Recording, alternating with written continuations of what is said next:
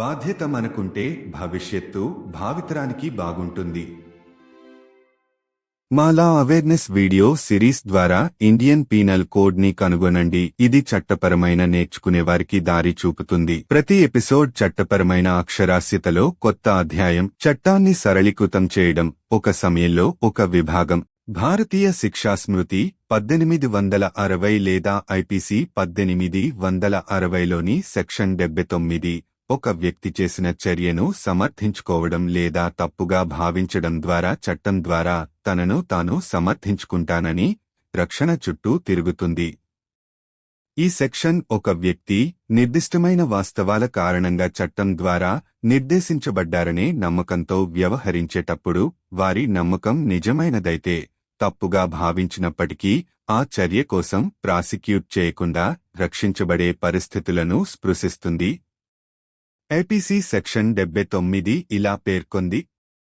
ఒక వ్యక్తి చేసిన చర్య లేదా తప్పుగా తనను తాను సమర్థించుకున్నట్లు నమ్మడం చట్టం ద్వారా ఏది చట్టం ద్వారా సమర్థించబడిన వ్యక్తి చేసిన నేరం కాదు లేదా వాస్తవం యొక్క తప్పు కారణంగా కాదు. చిత్తశుద్ధితో చట్టం యొక్క పొరపాటు దానిని చేయడంలో చట్టం ద్వారా సమర్థించబడుతుందని నమ్ముతుంది. వివరణాత్మక వివరణ 1 సెక్షన్ 79 యొక్క సారాంశం. సెక్షన్ 79 వ్యక్తులు తమ చర్యలు చట్టం ద్వారా సమర్థించబడతాయనే నిజమైన నమ్మకంతో ప్రవర్తిస్తే ఆ నమ్మకం వాస్తవం యొక్క పొరపాటుతో పాతుకుపోయినప్పటికీ వారిని నేరస్థులుగా పరిగణించకుండా కాపాడుతుంది. ఈ నిబంధన నేరాన్ని నిర్ణయించడంలో ఉద్దేశం యొక్క ప్రాముఖ్యతను నొక్కి చెబుతుంది.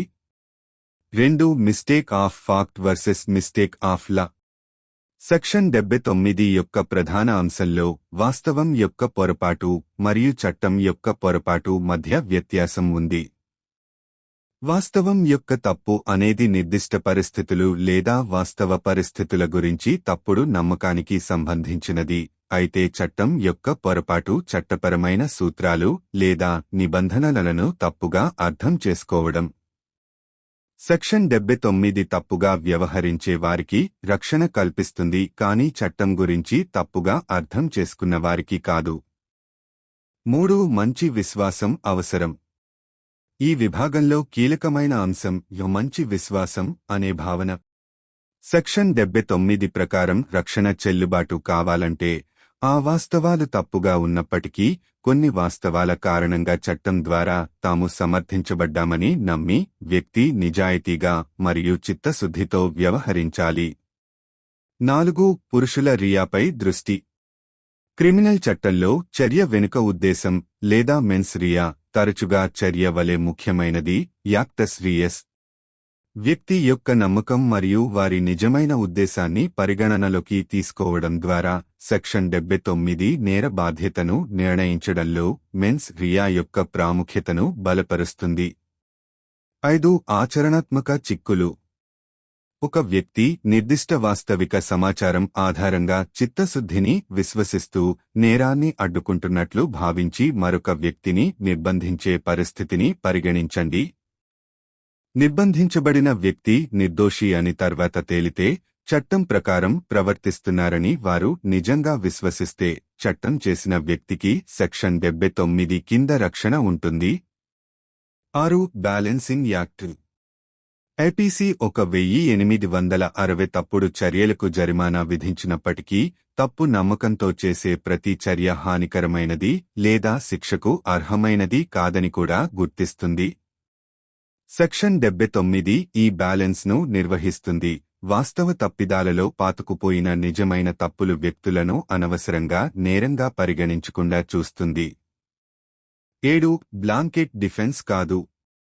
సెక్షన్ 79 సంపూర్ణ రక్షణను అందించదని అర్థం చేసుకోవడం కీలకం. వ్యక్తులు మంచి విశ్వాసం తో మరియు నిర్దిష్ట వాస్తవాల ఆధారంగా చట్టం ద్వారా సమర్థించబడతామనే నిజమైన నమ్మకంతో పనిచేశారని నిరూపించుకోవాలి. 8 ఫెయిర్నెస్ మరియు ఈక్విటీని సమర్థించడం. వ్యక్తుల ఉద్దేశం మరియు నిజమైన నమ్మకాన్ని పరిగణనలోకి తీసుకోవడం ద్వారా సెక్షన్ 79 న్యాయ వ్యవస్థ సక్రమంగా పనిచేస్తుందని నిర్ధారిస్తుంది. పూర్తిగా శిక్షార్హమైన వైఖరిని అవలంబించే బదులు న్యాయం, దయ మరియు అవగాహనతో కూడినదని నిర్ధారిస్తుంది. ముగింపు. ఐపీసీ యొక్క సెక్షన్ 79 భారతీయ చట్టపరమైన ఫ్రేమ్వర్క్ యొక్క సూక్ష్మ మరియు దయతో కూడిన విధానాన్ని సూచిస్తుంది. అసలైన తప్పులు జరగవచ్చని మరియు ప్రతి తప్పు చర్య హానికరమైన ఉద్దేశం నుండి ఉద్భవించదని గుర్తించి ఈ విభాగం వ్యక్తులు అన్యాయంగా జరిమానా విధించబడదని నిర్ధారిస్తుంది. ఇది చట్టపరమైన ఉల్లంఘనలలో మానవ మూలకాన్ని అర్థం చేసుకోవడానికి న్యాయ వ్యవస్థ యొక్క నిబద్ధతను నొక్కి చెబుతుంది. చట్టం కేవలం శిక్షకు సంబంధించినది కాదు. ఈక్విటీ, ఫెయిర్నెస్ మరియు మానవ స్వభావం మరియు తప్పుల గురించి లోతైన అవగాహన గురించి కూడా ఆలోచనను బలపరుస్తుంది. బాధ్యత మనకుంటే భవిష్యత్తు, భావితరానికి బాగుంటుంది.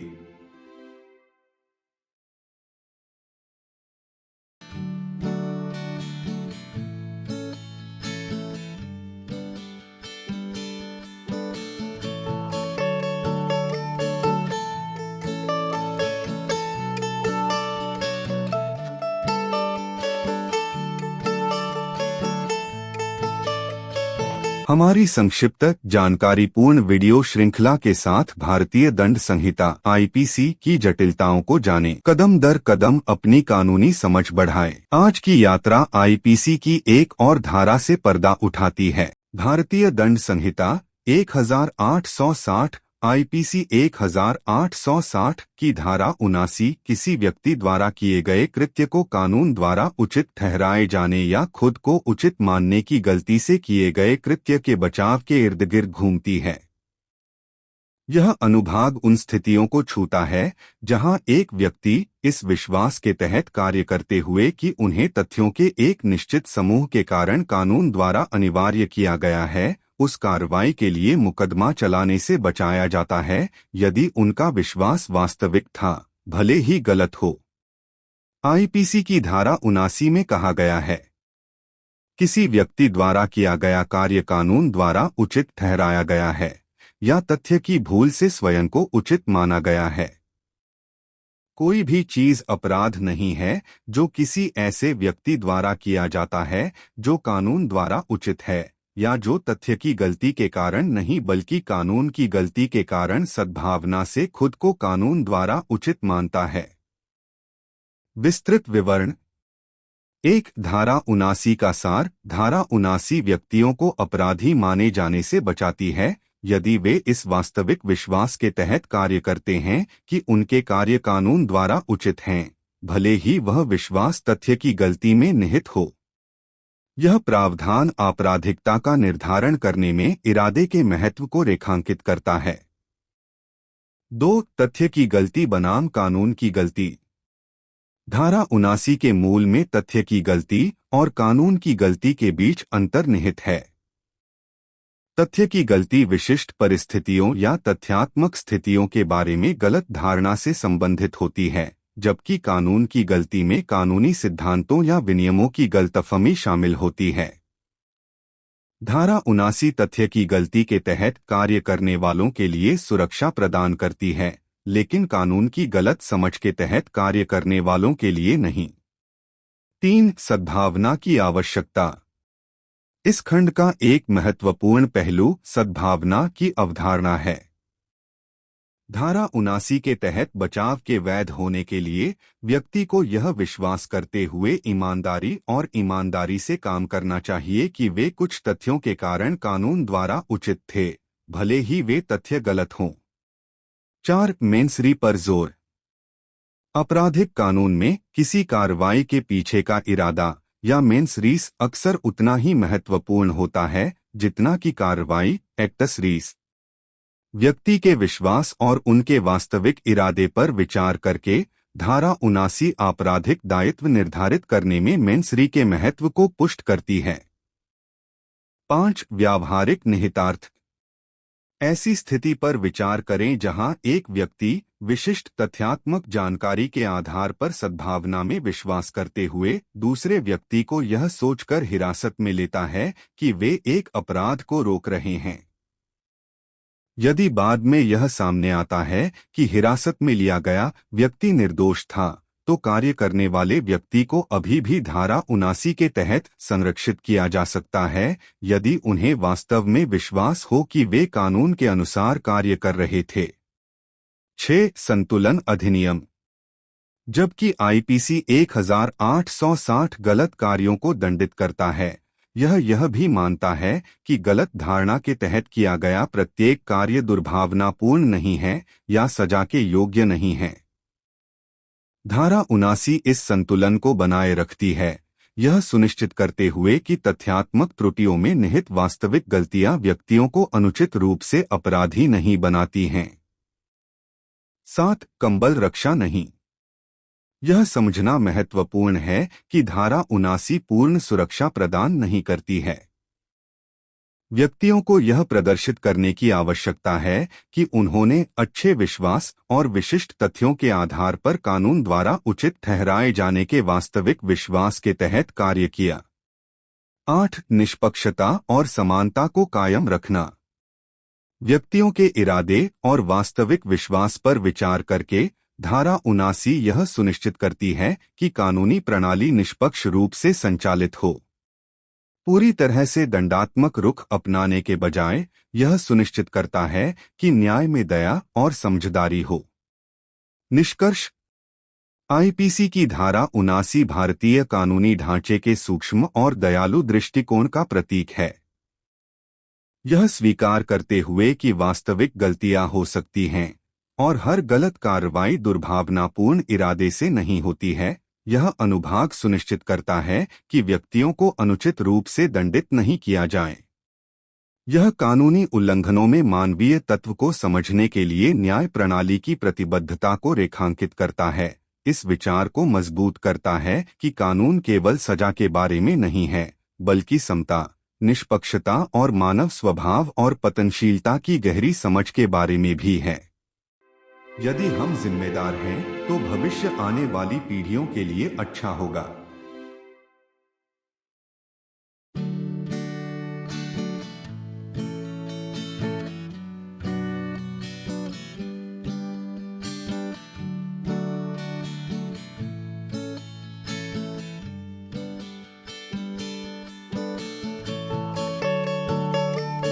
Navigate the complexities of the Indian Penal Code (IPC) with our concise, informative video series. Step by step, grow your legal understanding. Today's journey uncovers another IPC section. Section 79 of the Indian Penal Code, 1860, IPC 1860, revolves around the defense of act done by a person justified, or by mistake of fact believing himself justified, by law. This section touches upon situations where an individual, while acting under the belief that they are mandated by law due to a certain set of facts, is protected from being prosecuted for that action if their belief was genuine, even if mistaken. IPC Section 79 states, act done by a person justified, or by mistake of fact believing himself justified, by law. Nothing is an offense which is done by any person who is justified by law, or who by reason of a mistake of fact and not by reason of a mistake of law in good faith believes himself to be justified by law in doing it. Elaborated description. 1. Essence of Section 79. Section 79 shields individuals from being considered criminals if they act under a genuine belief that their actions are justified by law, even if that belief is rooted in a mistake of fact. This provision underscores the importance of intent in determining criminality. 2. Mistake of fact versus mistake of law. At the core of Section 79 lies the distinction between a mistake of fact and a mistake of law. A mistake of fact pertains to an erroneous belief about specific circumstances or factual situations, while a mistake of law involves a misunderstanding of legal principles or regulations. Section 79 provides protection for those acting under a mistake of fact but not for those acting under a mistaken understanding of the law. 3. Good faith requirement. A crucial aspect of this section is the concept of good faith. For the defense under Section 79 to be valid, the person must have acted with honesty and sincerity, believing that they were justified by law due to certain facts, even if those facts were mistaken. 4. Emphasis on mens rea. In criminal law, the intention, or mens rea, behind an action is often as significant as the action itself, actus reus. By considering the belief of the person and their genuine intention, Section 79 reinforces the importance of mens rea in determining criminal liability. 5. Practical implications. Consider a situation where a person, believing in good faith based on specific factual information, detains another person thinking they're preventing a crime. If it later emerges that the detained individual was innocent, the person who acted might still be protected under Section 79 if they genuinely believed they were acting in accordance with the law. 6. Balancing Act. While the IPC 1860 penalizes wrongful actions, it also recognizes that not every act done under a mistaken belief is malicious or deserves punishment. Section 79 maintains this balance, ensuring that genuine mistakes rooted in factual errors do not unduly criminalize individuals. 7. Not a blanket defense. It's pivotal to understand that Section 79 doesn't provide absolute protection. Individuals need to demonstrate that they acted in good faith and under the genuine belief of being justified by law based on specific facts. 8. Upholding fairness and equity. By considering the intent and genuine belief of individuals, Section 79 ensures that the legal system operates fairly. Instead of adopting a purely punitive stance, it ensures that justice is tempered with mercy and understanding. Conclusion. Section 79 of the IPC epitomizes the nuanced and compassionate approach of the Indian legal framework. Recognizing that genuine mistakes can happen, and not every mistaken action stems from a malicious intent, this section ensures that individuals are not unjustly penalized. It underscores the justice system's commitment to understanding the human element in legal infractions, reinforcing the idea that the law isn't just about punishment, but also about equity, fairness, and a deep understanding of human nature and fallibility. If we are responsible, the future will be good for the future generations.